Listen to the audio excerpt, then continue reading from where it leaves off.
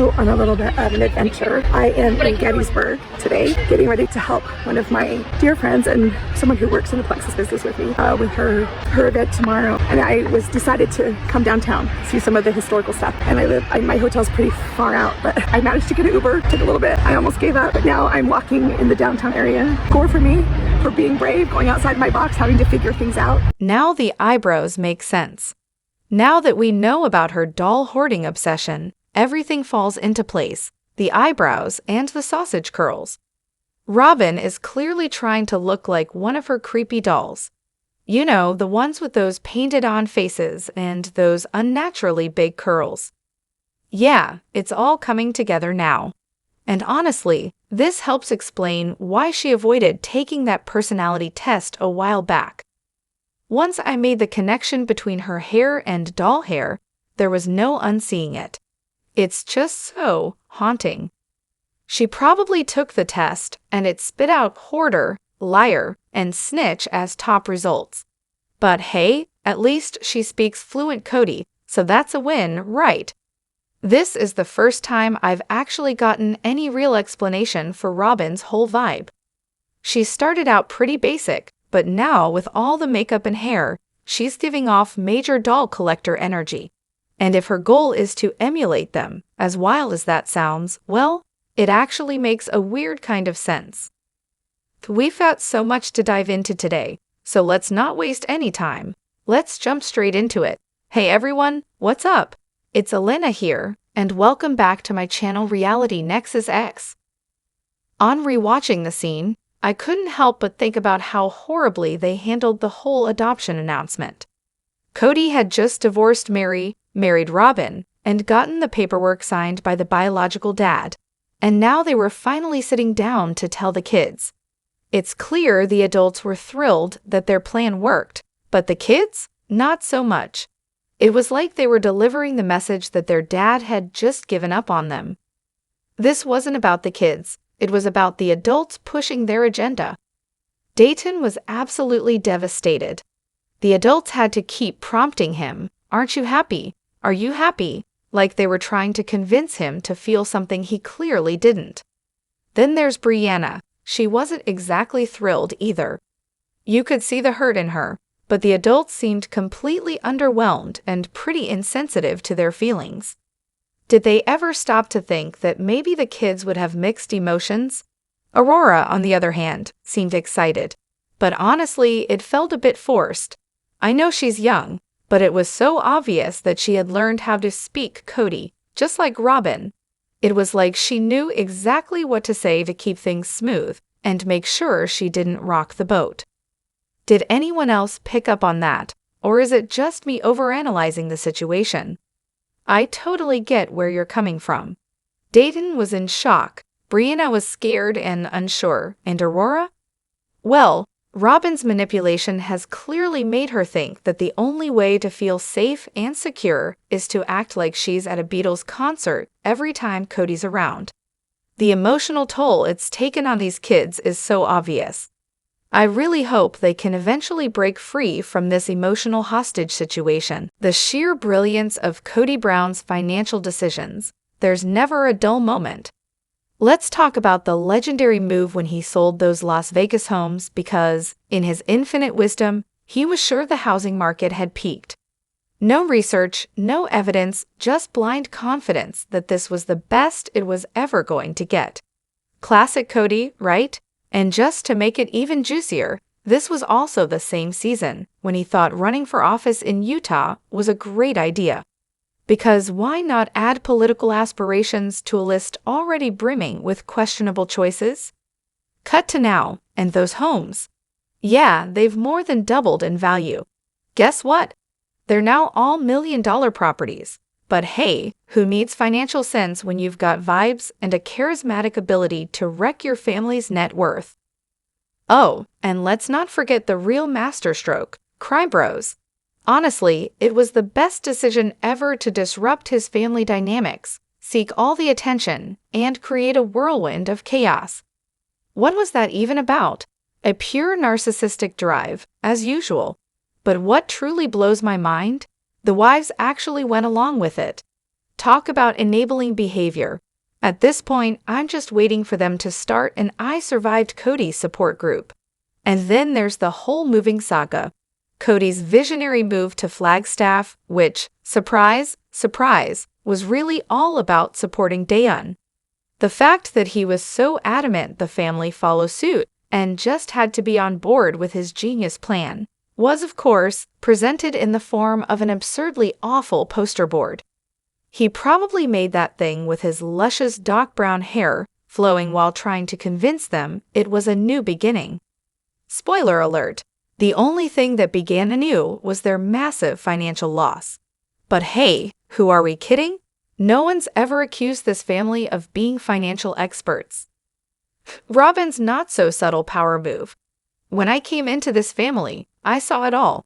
Stretch marks, weight gain, stagnant marriages, fights, money problems. Yet Kody still managed to have this ongoing romance with each of you.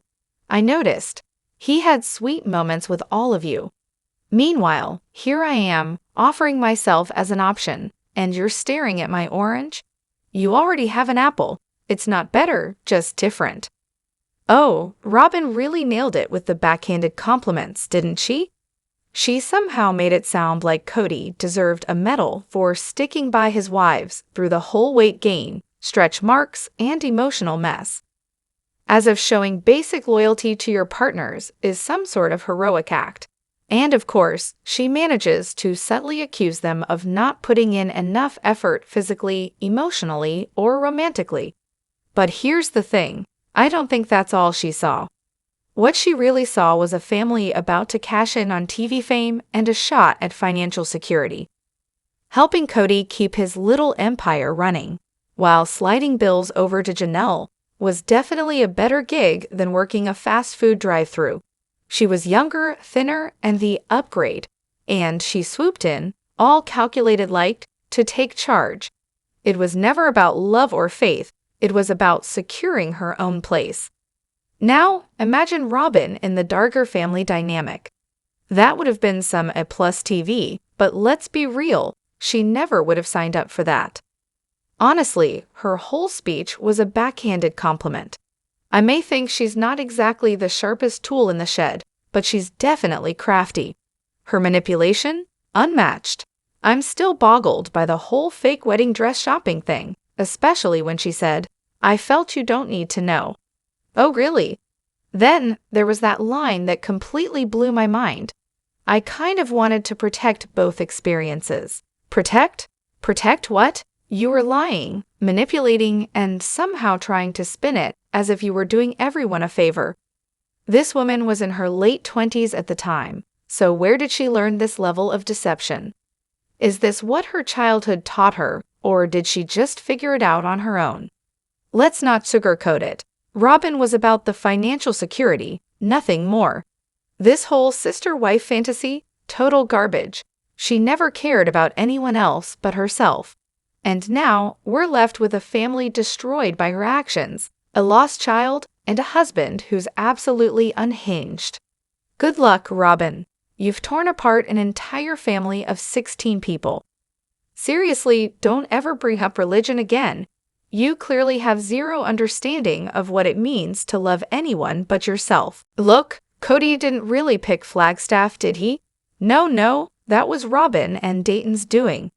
I just realized this gem of a scene where Kody's telling the kids, "Hey, we're moving to Flagstaff," and Dayton's sitting there practically glowing with excitement. Funny how that works out, considering he was already planning to go to college in Flagstaff before anyone even thought of relocating there. Here's my theory. Robyn didn't want Dayton to go off to college alone, probably because she's got some kind of helicopter mom vibes. Or maybe she didn't think he could manage because of his Asperger's. Who knows? Whatever the reason, it seems like they all had to pack up and leave Vegas because Dayton had his sights set on school in Flagstaff. And that just breaks my heart for Hunter. Poor guy got completely left out of the equation. As Kody's biological son, he should have been the priority, right? But no, if Robyn just had to be with Dayton, maybe she should have let him go without dragging everyone along. But hey, I'm probably completely wrong. It's totally a coincidence that Dayton was already planning to go to college there, and Kody just so happened to fall in love with the place. And I'm sure it's just a coincidence that they moved there early, renting homes before Dayton's school even started, while the other kids had to put their lives and futures on hold. There's definitely no connection there, right? Kody couldn't possibly be that bad a father. Honestly, I just wish the OG3 had put their foot down and said no to the move. Kody and Robyn could have gone on their own, spared everyone the pain, and still kept filming. Janelle and Miri could have stayed in their Vegas homes and kept their equity. But Shulda, Wulda, Kulda. Oh, and Robyn? She literally said just a few episodes before the big announcement that with Dayton's Asperger's, she would need to be wherever he went to college to help him adjust. Then, of course, after the move is decided, Dayton reveals he's been accepted to NAU. The poor kid just wanted to experience college on his own, without his whole circus trailing after him. Let's not blame Dayton, though. I highly doubt any 18-year-old guy would want his weird, famous family invading his college life. Will Kody ever divorce Robyn? Let's unpack this, shall we? I'm currently on season 15, and while coronavirus has just hit, I'm still trying to wrap my head around the rent versus buy argument they had right before the pandemic. Spoiler, Kody was right, but who's counting?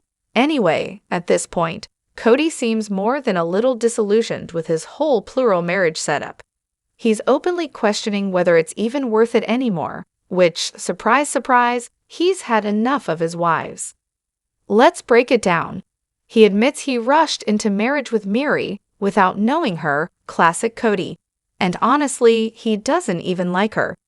Then there's Janelle, who he clearly sees as just a friend, no romance, just a deep connection. Christine?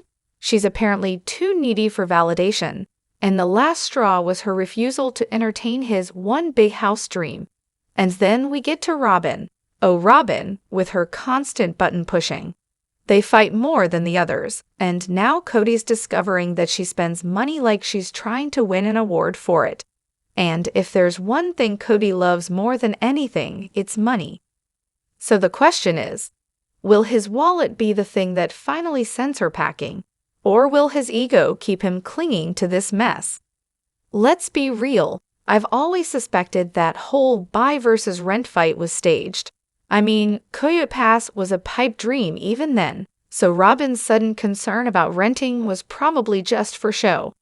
She could look like the responsible one, not wasting family money, while really she was just trying to avoid the commitment.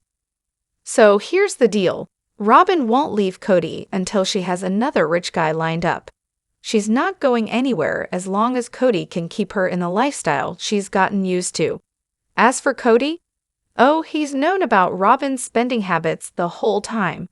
He had full access to the family account, and he's been more than happy to let her indulge in whatever she wants. He saw the piles of stuff flooding their house. It's never been a secret. And let's not forget, Kody's always let Robyn talk to him however she wants. The other wives even mentioned they didn't know they could speak to Kody like that. But Robyn, she gets a free pass. It's nothing new. Kody's been happy to be her personal doormat as long as she's around. But here's the kicker. Kody's going to be blindsided when Robyn leaves. After all, he essentially sacrificed his whole family for her. Talk about a bad trade. Honestly, can we please just put the whole will they divorce rumor to bed already? Kody absolutely loves Robyn, in his narcissistic way, of course. And Robyn, she's not going anywhere anytime soon, unless, of course, the money dries up. But even then, that's a stretch. I mean, she's in her mid-40s, has 5 kids, 2 failed marriages under her belt, a shopping addiction, and mountains of debt. Not exactly the kind of package any new guy's eager to take on. So yeah, these two are probably in it for the long haul, together in misery, wrapped up in their little world of victimhood and mutual dysfunction. P.S. That rent versus buy fight, all for the cameras.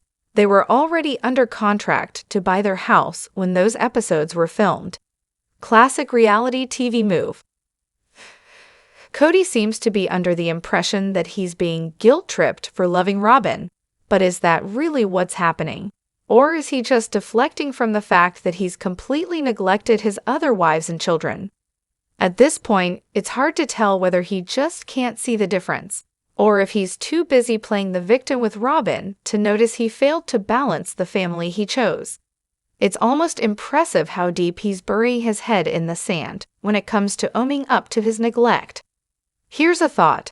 If Kody had actually stuck to his commitment, spending time with Robyn once every 4 nights, he wouldn't be in this mess. But instead of being honest about his feelings and admitting he only wanted Robyn, he made it a point to drive the other 3 wives away. And how? By being extra insufferable and, conveniently, completely ignoring any child that didn't come out of Robyn's womb. But hey, at least he's being transparent about not being a believer anymore, right? Oh wait, he's not. He'd rather play the "I don't want the church telling me what to do" card, instead of simply admitting that his entire family dynamic was built on lies. Let's be clear, no one's shaming Kody for loving Robyn. He can love her all he wants. The issue is that he chose polygamy. He married 3 wives and had kids with them. The entire family bought into that lifestyle. But then Robyn comes into the picture, and Kody completely abandons his responsibilities to the other wives and their children, in favor of focusing on her and their kids. That's why he's getting all this guilt and shame, and frankly, he absolutely deserves it. Could David Preston sign an NDA? It's strange how we never hear a peep from Robyn's ex or anyone in his immediate family, not his spouse, parents, or even siblings. You think maybe he was forced to sign one? I mean, Robyn probably wouldn't want any of her skeletons falling out of the closet, right? Maybe David's just trying to protect his kids, thinking twice about saying anything that could come back to haunt them later. But Kody's a totally different story. He's more than happy to air out everyone's dirty laundry for the world to see. A few family members claim David turned down money for his story and flat out refuses to be in the public eye. Apparently, he wants to rebuild his relationship with his kids and doesn't want to trash Robyn in front of them. Props for that, I guess? But let's be real, there's no solid proof he signed an NDA. The guy was dodging lawyers and refusing to pay child support. Not that I'm Team Robyn or anything, but that doesn't automatically make David some upstanding guy. Honestly, no real man or father would sign away his kids like that. So I've been rewatching season 18, and the whole drama with the RV, Christine's house, and the property payments still confuses the heck out of me. Like, what's the deal with Kody's weird obsession with the land? At first, I thought it was just bizarre, especially when he started talking about the barndominium idea. What even is that? But after rewatching, I've come to a conclusion. Kody's real strategy was to make sure he had his name on everything, especially if a wife decides to leave. Classic Kody, right? Here's the deal. When Janelle bought the RV instead of paying off the land, Kody was not happy. Why? Because he wasn't just upset about an RV, he was thinking long-term. He wanted her money to pay down the land. Then, when Christine sold her house, Kody was practically begging for the cash to pay off the property. He had this whole plan to force Miri to pay off the land if she went through with the barndominium idea.